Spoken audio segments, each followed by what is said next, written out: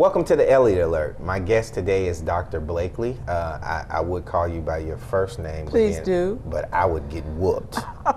Well, it wouldn't be, I wouldn't do the I know that. I know. I have so much respect for you. I'm gonna call you Dr. Blakely. Now, Dr. Blakely, can you introduce yourself to us and kind of tell us a little bit about yourself?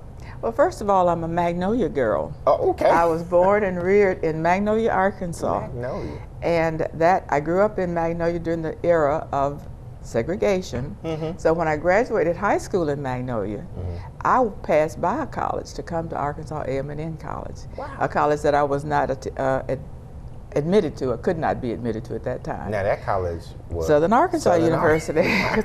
Since that time, they've invited me to work there. Right. So times do change. Yeah. Times do change. Mm-hmm. But I came to Arkansas A&M College in 1952. Oh, wow. 53. I'm cheating myself a year. Right. In 1953, and I graduated in 1957. I was very, very blessed, I think, when being born in Magnolia, my mother died when I was very young. And my paternal grandmother took me in. She had raised 4 boys, so she knew nothing about a girl. She was exceptionally protective of me at that time. And she brought me up, and she taught me during that time that I always had to treat everybody like I wanted to be treated. She also told me that I should be committed to whatever I commit myself to, that I should do my best at it, and I should always treat others right. So another thing is she told me to get a good insurance policy. Right. At that time, I think insurance policies were like, the premium was like 10 cents a week or something. Yeah. People would knock on your doors and kind of get the premium. But she was really determined that I would do those things. And I'm fortunate to be able to say that she lived long enough. She died at 105. Wow. She lived long enough to see me come through the university, graduate here, and come back to work here. So she was pleased. That is outstanding. Now, after you graduated from, it was then A&M, Arkansas Mechanical and Normal College. Normal meaning teaching. It was teaching, huh? It was teaching. So now what did you get your degree in? I got my degree in English, and that went way back to my high school years. I had a high school English teacher, Miss Adams, who didn't play. And who was determined that we were going to learn how to communicate. She felt that communication was the basis to anything that we chose to do, and she stressed that a lot. I admired her a great deal, so when I graduated from Columbia High School in Magnolia, Arkansas, I came to Arkansas A&M College, and I met 2 other English teachers. Wow. Ms. Mildred Cross was my composition teacher. Ms. Edneal Fuller taught me literature, and they both, before the years of financial aid, we didn't have that then. So they didn't have financial aid? Oh no, no financial aid. When I graduated from Columbia, I got a scholarship to A&M, $50 per semester. So education was that cheap? It was, well, at that time, remember now, this is back in 1953. Wow. But anyway, I had this $50 scholarship, and I met Miss Fuller, I met Mrs. Cross, and they kind of took me under their wings and taught me things. I worked for them as a student worker, and they paid me out of their pockets, you see. But in order for me to hold on to that $50 scholarship, I had to keep my grade point average right. Wow. Let me tell you about that. Yes, at please. that point in time, a grade point average was an A was 3 points, a B was 2 points, a C was 1 grade point, a D was 0. You didn't get a grade point if you made a D, and if you made an F, they took 1 away. So they were serious about our learning and making sure that we focused on what we needed to do to keep our grade point averages up. And of course, it was during a time too when not only did my grandmother protect me, the university, the college at that time protected us as well. Females could not leave this campus singly. Wow, okay. We had to sign out. If we were going downtown on the bus, we had to sign out, 2 of us going together. We couldn't go by ourselves. Now, was that during the time of, what's that, the civil rights time? Oh, yes. It was? Yes, So yes. you got a chance to see a lot of that. I lived a lot of it. My grandmother, when we'd go downtown in Magnolia, she'd make sure that I used the bathroom before I left home, because she was not allowing me to go into those colored bathrooms. Right. So that it's a difference. It really is a difference. But coming here was like coming home almost, because although people have various opinions about the university and about the college and its evolution, it's direly needed. Yeah. It is desperately needed. It was a lifesaver for a lot of us. Yes. We came to the university, not the university then, but the college then, and they prepared us for what we needed to do. I thought when I graduated from Arkansas A&M College, a small HBCU, when I went into graduate education, I thought I was scared to death. I didn't realize the preparation that I did have. Wow. I was able to compete and hold my own wherever I went. Wow. Because of the basis that this university gave to me. The foundation that I left here with served me well wherever I went. And it seems like what you're saying is not only did they take pride in educating you, they also made sure that you had that family structure and you were protected and knew that they were vested in you. Exactly. They considered us diamonds in the rough. They wanted to make sure that we weathered the storm and that we were able, when we left here, to go out into the world and make a difference, make a positive difference. And I think that if you go back into the history of Arkansas A&M, University of Arkansas at Pine Bluff, you could find a list of people who have done just that. Many of us might not have been admitted to any other school. Yeah. Because of I never took an ACT test. I never took an ACT test, but we had to take tests here. Yeah. And we had to be sure that we were prepared when we did it. Well, that is outstanding. We have to go on break, and when we come back, we're going to talk a little bit more about growing up in that area and how things are now. Okay. We'll be right back. Hello, basketball fans. I'm Roy Williams. Gino Auriemma here. We know what you're up to right now. You're filling out your brackets and getting ready to watch some nonstop basketball madness. But we've got a different bracket we want you to check out. It's got the sweet 16 reasons you should sign up for health insurance. Go to whitehouse.gov/ACA bracket to vote and share it with your friends today. And if you haven't yet, make sure you sign up for an affordable health plan at healthcare.gov. You've only got until March 31st. Beat the buzzer. Be a winner and get covered today. My new mom and I have a lot in common. The great outside. We both love the outdoors. It's so shiny. That's not a flower. We both love geology. Oh, look. An igneous one. That's not a rock. And she knows a lot about wildlife. A labradoodle. That's not a dog. Hanging out has been kind of fun. You don't have to be perfect to be a perfect parent. Thousands of kids in foster care will take you just as you are. Hi, my name is Danny Andre Burrell II, a senior here majoring in industrial technology, management, and applied engineering. I thought that I would be looking for a job at this point, but thanks to my mentor, Dr. Charles Colin, and Career Services, I was able to obtain a position as an industrial engineer upon graduation. Danny worked hard in class from the beginning, obtaining 3 internships while on campus. UAPB can help prepare students like Danny for those same opportunities. UAPB prepared me. Welcome back to the Elliott Alert.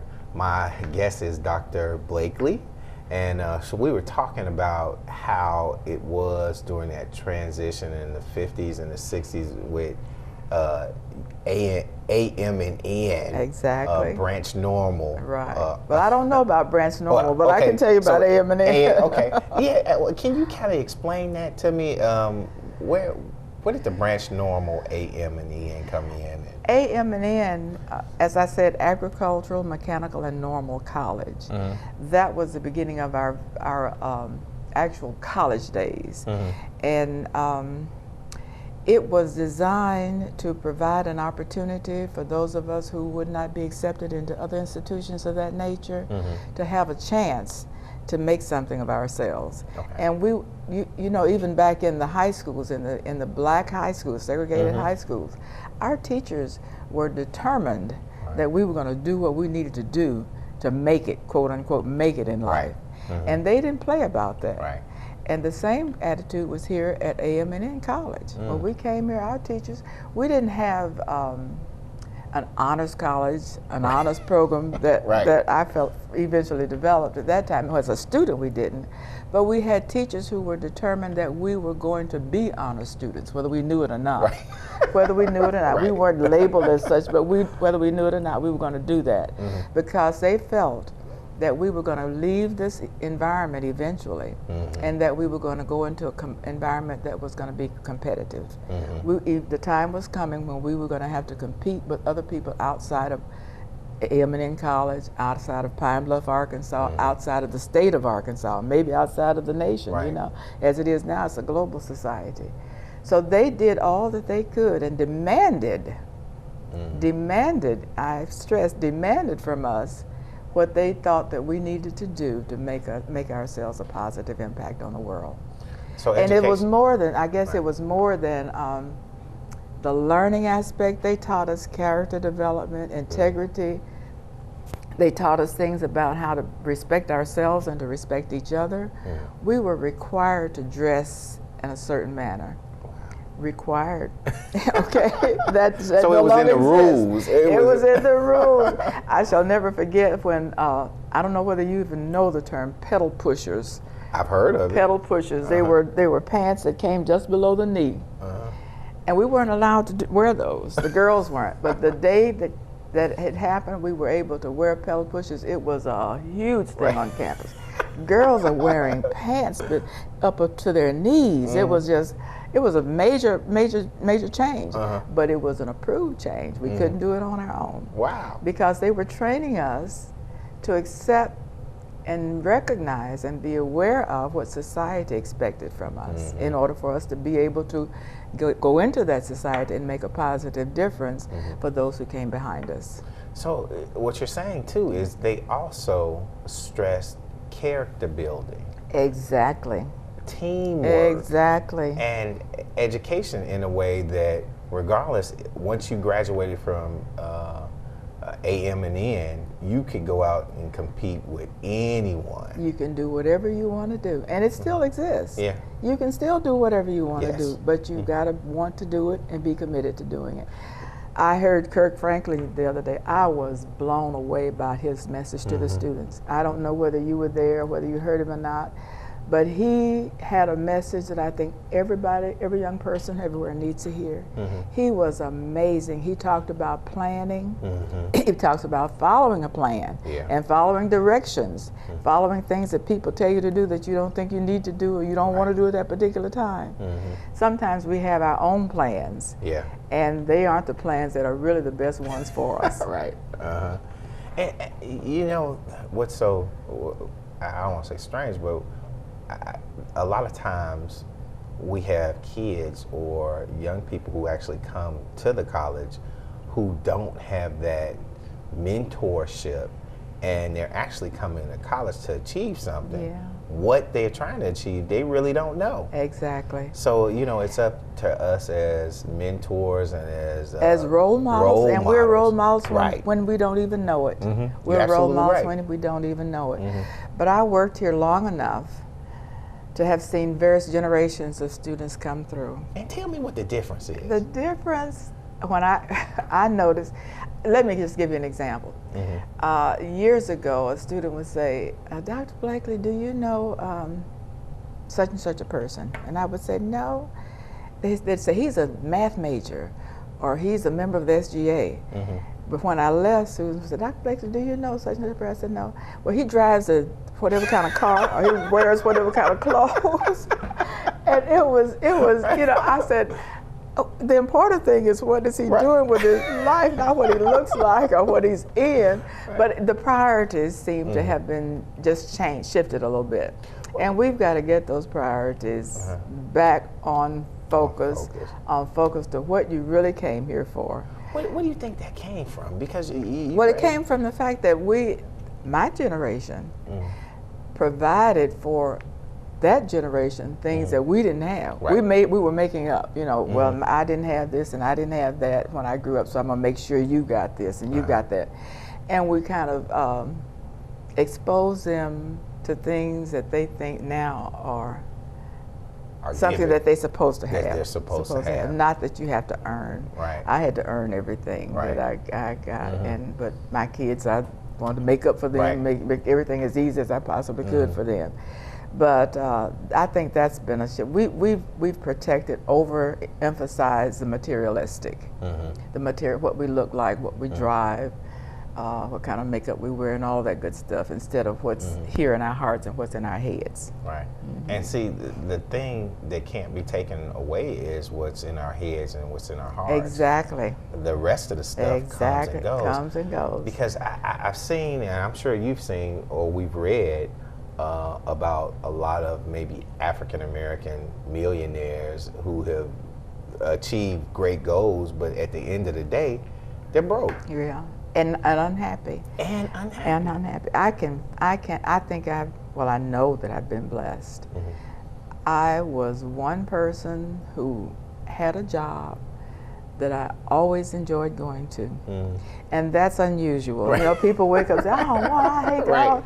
But I always loved coming to my job. And I think that the young people were the reason for that. Right. I enjoyed seeing them. I enjoyed, you know, I would see a freshman come in this year, and at 4 years, 5 years later, whenever he went out, I'd remember him as he was at that point in time and look at him and stand tall. Right. You know, I had my hands on a little bit of that. So Right. it was real. That's the reward, I think, is being able to see the products that this university develops and sends out into the world, and see their success and their accomplishments once they leave here. There are a lot of those. There really are. Well, we're going to go on break, but when we come back, we're going to talk a little bit more about that transition from freshman to senior. Okay. We'll be right back.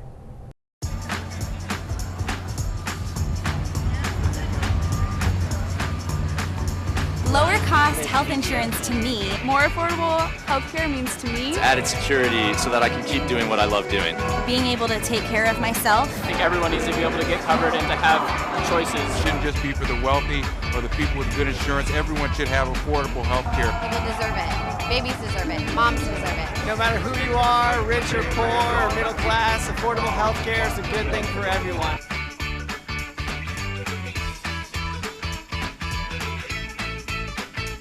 I think it's important, and I'm excited for it to happen.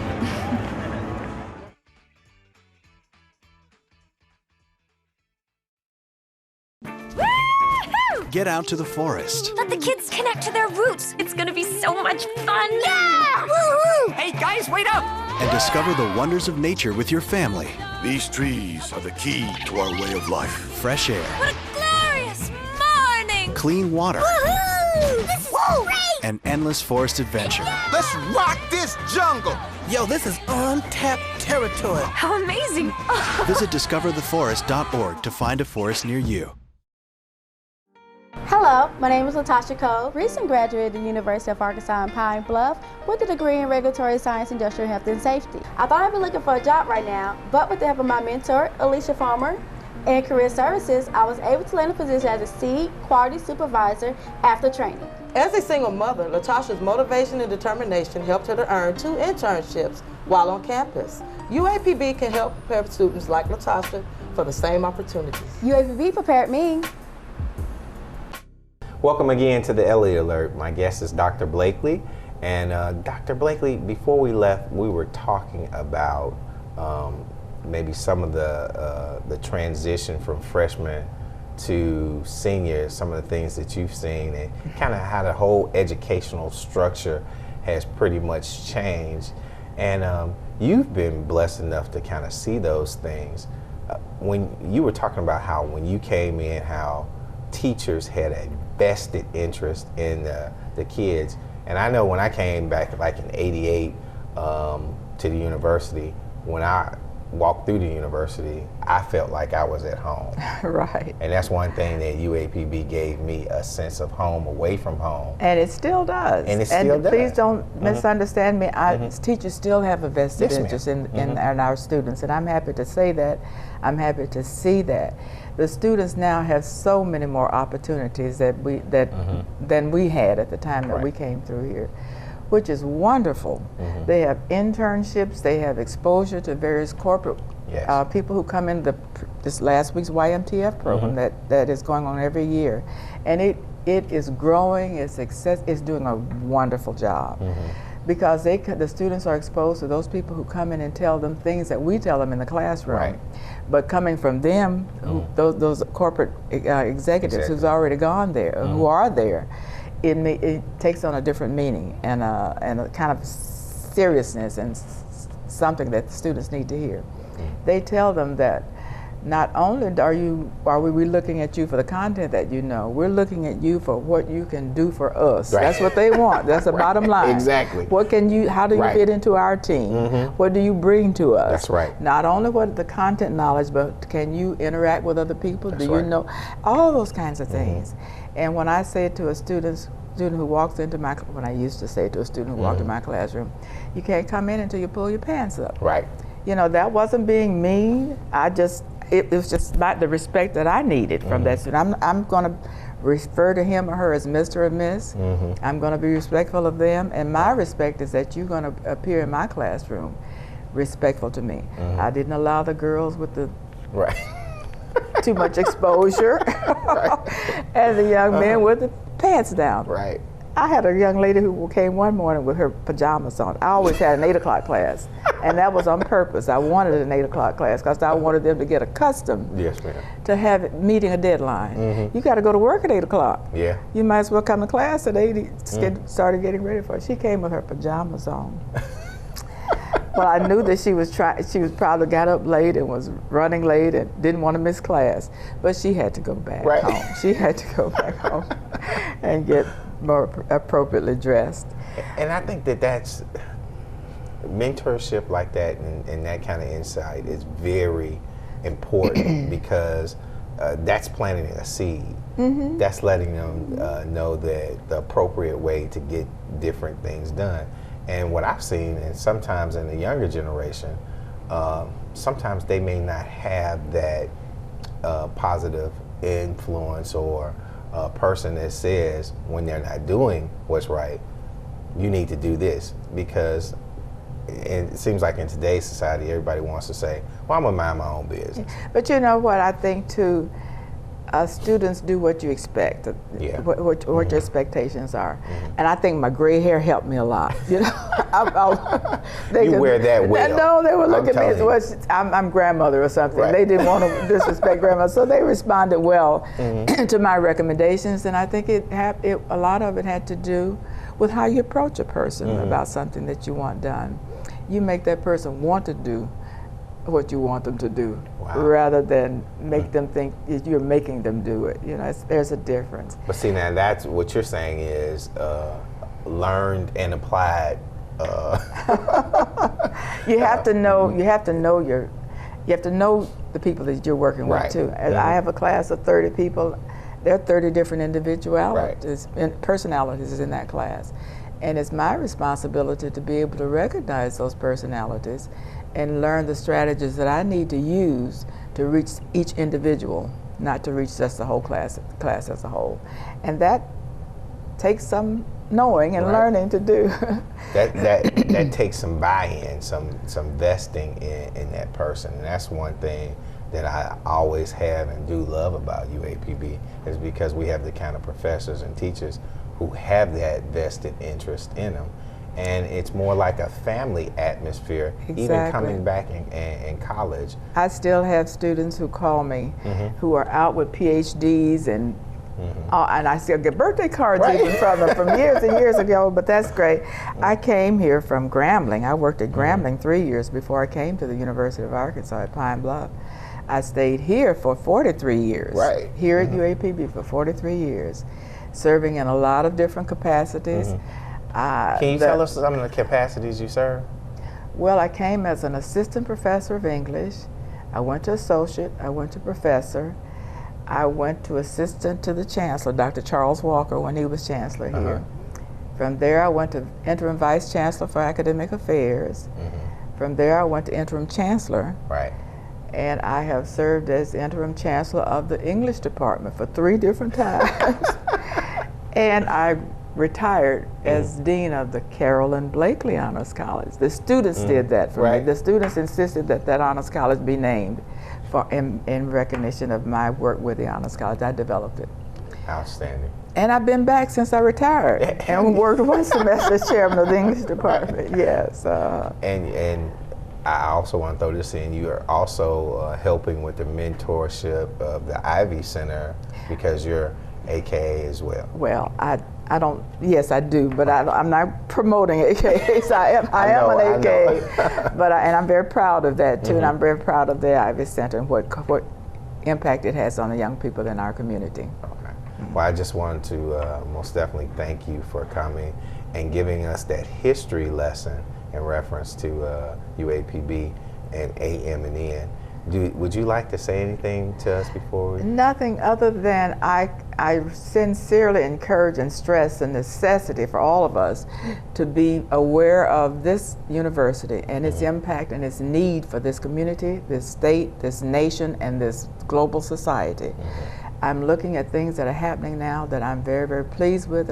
I'm seeing that we are keeping abreast of things that are going on in society. The STEM program. Yes. You know, we have I taught the first female who graduated here with a Ph.D. I'm not a Ph.D. She has it now with a degree in physics. Wow. We didn't have girls majoring in those kinds of. She was here for the YMTF program, but now she has a Ph.D. in physics, and she works for NASA.